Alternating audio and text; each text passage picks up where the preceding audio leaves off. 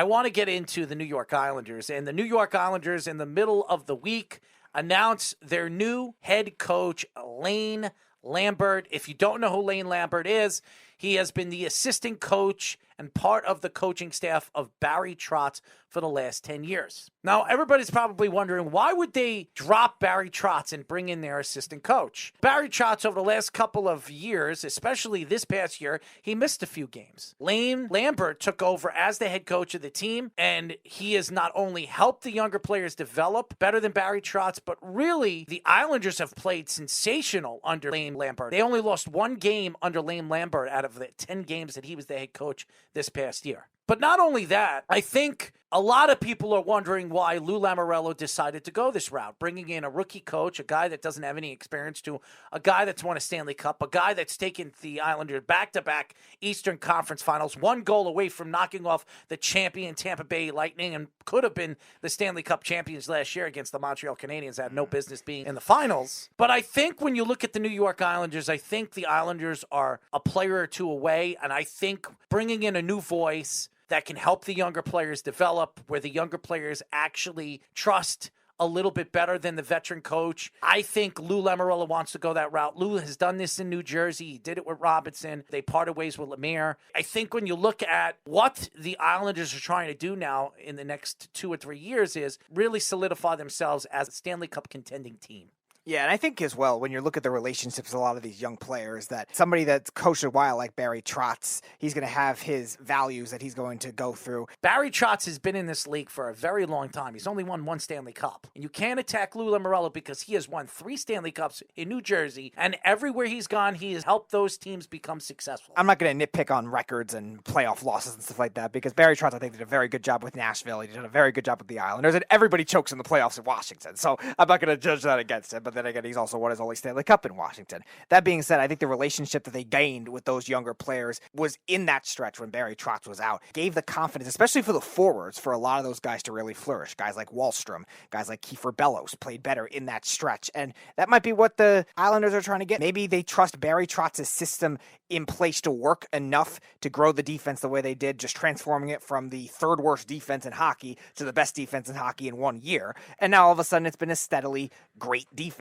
And now has an elite goaltender to go along with that in Ilya Sorokin, who played fantastic this year. So maybe they trust those concepts to be natural in keeping Lane Lambert there, keeping a lot of the assistant coaches there, and not changing the system too much. And now they're going to add some more offensive concepts to this team. Whether they add some offensive players, that'll be up to Lou Lamoriello. We've heard Philip Forsberg. We've heard Vladimir Tarasenko. There's going to be other guys that become available, but at least they can trust the defense, even with not the same system completely, to do those things naturally because of the way the players have grown. And now maybe Lambert will help the young offensive players take that next step like the Islanders have been hoping for the last 2 years. Now let's get into the Stanley Cup playoffs, and nobody quits in New York. Hashtag no quit in New York. I have news for all you New York Ranger fans. All the Ranger fans that I know that quit on the Rangers when they were down 3-1, despite the fact that they've been playing against a 3rd-string goalie, Domingue, this whole series. They come back, they go to a Game 7, and they win in Game 7. And by the way, Sidney Crosby, coming back like that, puts himself at harm, puts his team and the organization at harm. Terrible move by the organization and terrible move by Sidney Crosby, who's been the face of the NHL for so many years. But for all the Ranger fans that'll sit here every single day and tell us that they believed in this team, that they had no quit, they didn't believe that this team couldn't come back in that series, what a crock. Because I know about 6 of you Ranger fans that can sit here and lie to me to my face, telling me that you thought that this team was good enough to come back in that series. What I have to say about the New York Rangers, they have grit. They have a coach that actually knows what he's doing. The question is, do they use their lines to the best of their ability? That's the question that only Gerard Gallant can answer. The best line so far in the playoffs has been their kid line. Lafreniere, Capo, and their young centerman. There's so many deficiencies to this team. They have a young goaltender. I'm not going to blame Shesterkin for what happened throughout that series. Obviously, the defense fell and collapsed in front of him plenty of times in that series against Pittsburgh. So you can't blame him for everything. Was he good in that series? He was horrible. For Ranger fans to sit here because he's up for the Vezina Trophy, he's probably going to win Goalie of the Year. He's up for the Hart Trophy. He's going to probably be runner-up for the MVP. For Ranger fans to sit here and say that Shesterkin was not to blame in that series, that's a crock too. He's the last line of defense. That's what a goalie does. He's supposed to back up what the defense provides in front of him.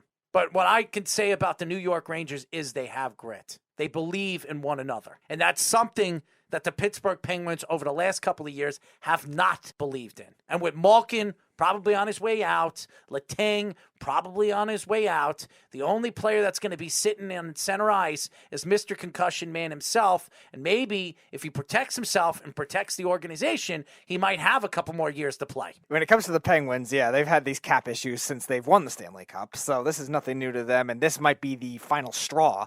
It's not a might, it will be. Malkin's going to be gone. Letang battling through very well. I give him credit the way he's come back. He actually had a very nice season this year. All that he's gone through off the ice, all the injuries, he went through some kind of treatment as well. So I give him credit. But yeah, the Penguins, it looks like they're going to have to look to start rebuilding. They don't have a lot of great young players because they traded a lot of them. Do you trade Sidney Crosby too? Yeah, that's the other question too. There's a new GM now that because the old GM made a lot of those bad mistakes, it's definitely possible that they could do that. Same thing with Gensel, who's been dangled in years past as well, trying to help out their defense. Now their defense actually has a little more depth and their offense needs a little more depth. But in terms of the Rangers, their grit is there. Playing better defense in this series, much better forecheck. I don't think their defense has outplayed Carolina. Carolina's defense is loaded and it's showing with the forwards and with the defense, and they've been the more physical team. But the Rangers have not allowed as many shots on goal. Granted, Carolina's missed some wide too, and they haven't allowed as many grade A scoring chances. Now, the problem is they have offensively looked like Alain Vigneault's offense again. Dump and chase, just keep passing around and not getting a lot of shots on goal against Antti Raanta.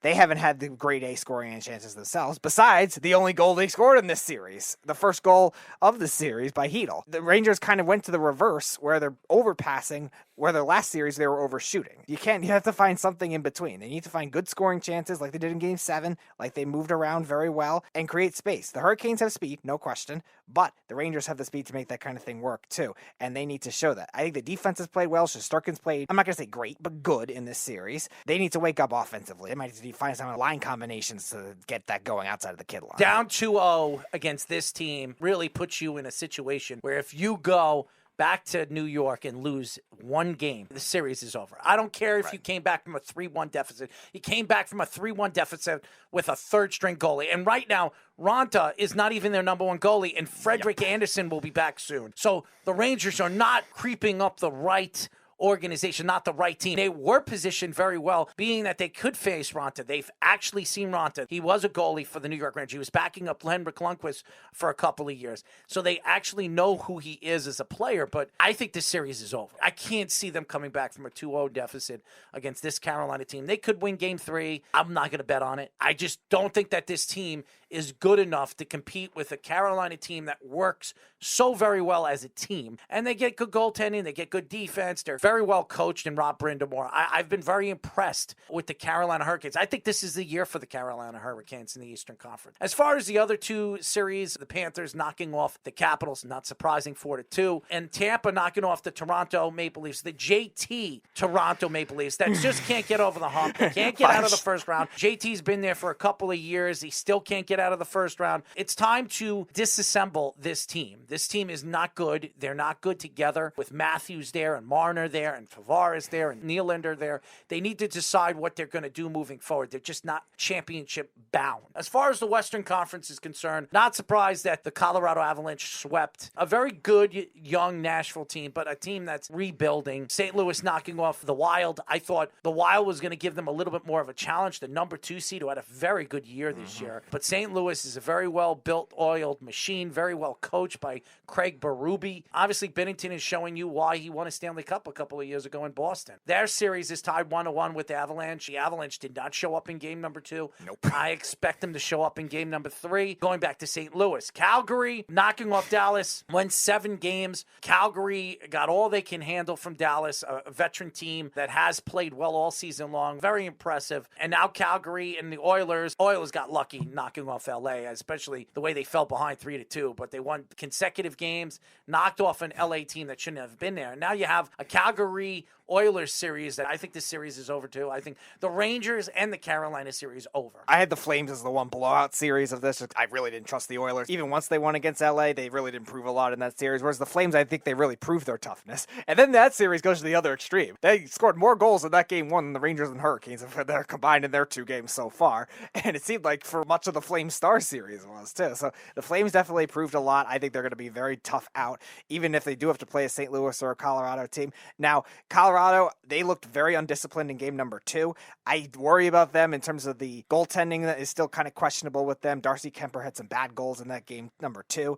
Do they turn to their other goalie in Francouz, who's been a good young goalie? But the Blues have that grit. You're talking about with the Carolina Hurricanes. They have the experience, they have that grit, and they're very well coached. So I like him in the upset here with the Avalanche. Now, if Colorado does advance, that's going to be a tough out once they get there, because the second round has always been their hindrance with them. But if they can get some level of goaltending, they could definitely pull it off. But the Blues have a good tandem, Binnington and Husso. Both have played well in the postseason. The Panthers, we'll see on them if they can turn it around. Down 2-0, losing both games at home and losing one with 3.8 seconds to go. That's something that could deflate a team. But if they can bounce back and blow them out, that's a big bounce back. As far as the Rangers, I hope they come back. But yeah, I don't really trust them now. Over. Their lack of offense is really concerning, especially in the top 6. I know a lot of people are going to say that I'm a Ranger hater, blah, blah, blah, blah, blah. I'm not a Ranger hater. I hate the Ranger fans. I don't like how the Ranger fans could sit here and tell me they honestly believe the Rangers are going to come back from a 3-1 deficit when they practically gave up on them. And now all of a sudden that they're there, nobody quits on New York. Give me a break. New York Ranger fans need to stand up for their team no matter 3-1, 3-0. They could be down 3-0 by Sunday. And to come back from a 3-0 deficit, everybody says, well, we came back from a 3-1 deficit.